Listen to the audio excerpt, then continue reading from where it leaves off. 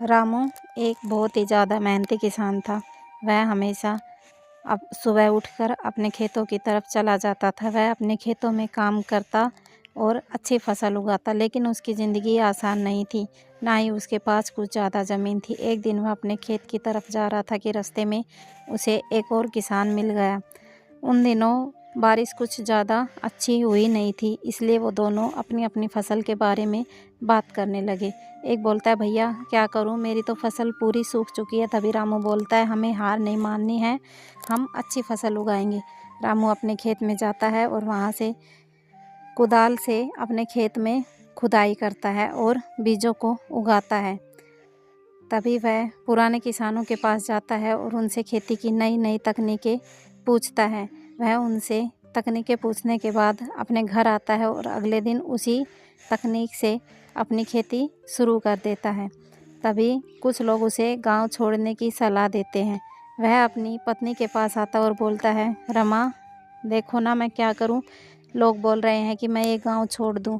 बताओ मैं इस गांव को कैसे छोड़ सकता हूं। ये गांव और ये धरती हमारी माता है, मैं इसे किसी भी हाल में नहीं छोड़ सकता। मैं यहीं पर मेहनत करूंगा, खेती करूंगा और अच्छी फसल उगाऊंगा। एक दिन वह बहुत दुखी होता है और बैठकर सोच रहा होता है कि क्या करूं, कैसे मैं अच्छी फसल उगाऊं जिससे कि मेरे परिवार का भरण पोषण हो सके। वह कुछ देर तक वहीं बैठा रहता है और ये सारी बातें सोच रहा होता है।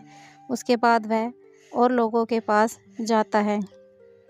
वो लोग उसे नई तकनीक की खेती करनी बताते हैं और उसे कहते हैं कि तुम हार मत मानो। रामू भी उनकी बात से सहमत होता है और बोलता है, मैं हार नहीं मानूंगा, मैं नई तकनीक से खेती करूंगा, चाहे जो कुछ भी हो जाए। ऐसा बोलकर वह वहाँ से चला जाता है और जाते हुए सोचता है, मुझे मेहनत करनी है, अपना काम करना है, मैं कभी भी हार नहीं मान सकता।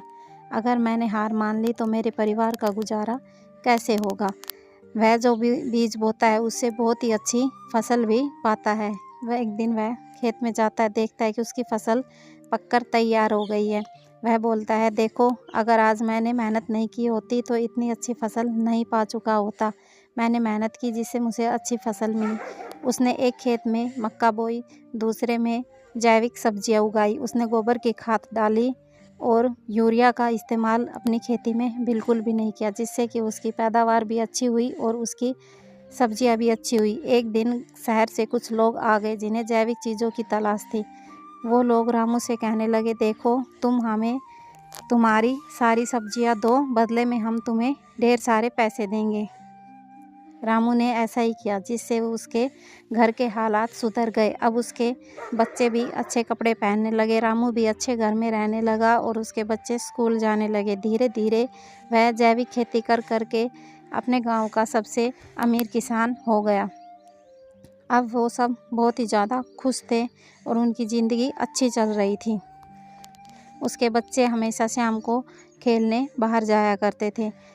गांव के सभी किसान अब रामू से खेती करने की सलाह लिया करते थे और रामू से पूछकर ही अपनी सारी खेती किया करते थे। वो लोग भी शहर के लोगों को अपनी खेती बेच दिया करते थे।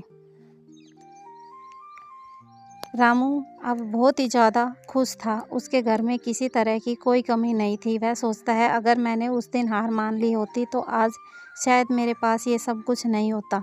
दोस्तों, इससे हमें यह सीख मिलती है कि हमें कभी भी मेहनत करने से नहीं घबराना चाहिए। कहानी अच्छी लगी तो काव्या टून्स को सब्सक्राइब करें।